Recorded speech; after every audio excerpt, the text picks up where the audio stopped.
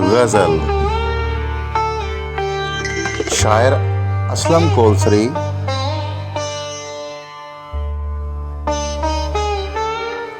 آواز و پیشکش شاہد حمید۔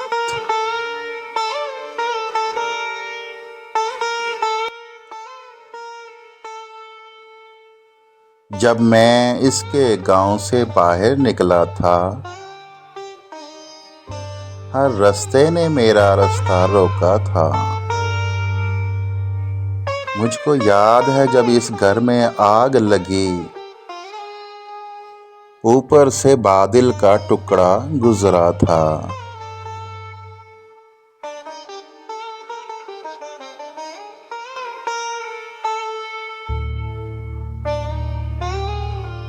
شام ہوئی اور سورج نے ایک ہچکی لی، بس پھر کیا تھا، کوسوں تک سناٹا تھا۔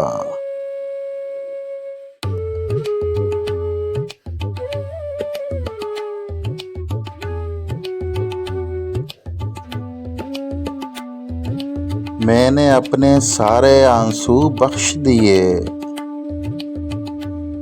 بچے نے تو ایک ہی پیسہ مانگا تھا، بچے نے تو ایک ہی پیسہ مانگا تھا۔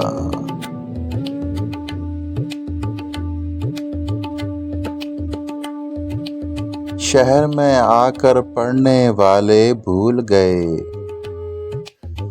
کس کی ماں نے کتنا زیور بیچا تھا،